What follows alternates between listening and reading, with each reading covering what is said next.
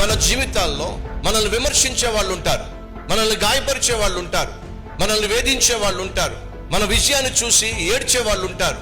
నువ్వు కష్టపడి ఫలించావనుకోండి, కాలం కలిసి వచ్చింది అంటారు. ఎగ్జామ్స్ నువ్వు పాస్ అయ్యావు అనుకోండి, లక్కు కుదిరింది అంటారు. నీ జీవితంలో నువ్వు ఏది చేసినా సరే ఎవడో ఒకడు ఏదో ఒకటి అంటానే ఉంటారు. దయచేసి గమనించండి, అబ్దుల్ కలాం ఈ మాట అన్నాడు, చిల్లర డబ్బులు శబ్దం చేస్తాయి, విలువైనటువంటి కాగితాలు శబ్దం చేయవు, మౌనంగానే ఉంటాయి.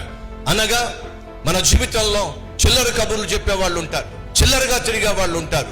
వాళ్ళు నీ విలువైన జీవితాన్ని అర్థం చేసుకోక విసిగించే ప్రయత్నం చేస్తారు, విమర్శించే ప్రయత్నం చేస్తారు. కానీ వినండి, విలువైనటువంటి కరెన్సీ మౌనంగానే ఉంటుంది, దీనంగానే ఉంటుంది, అంతేకాదు దర్జాగా ఉంటుంది.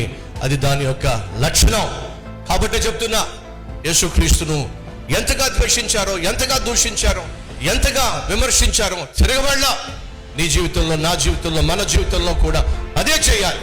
సహోదరి సహోదరులు, ఈ లోకంలో ఎవడు ఏదన్నా ఏమనుకున్నా దేవుడు నీకు ఇచ్చిన పనిని శక్తి వంచన లేకుండా చేస్తూ ముందుకు సాగటమే, విజయం సాధించటమే దేవుడు నీకు నాకు ఇచ్చిన అద్భుతమైన ఆశీర్వాదం.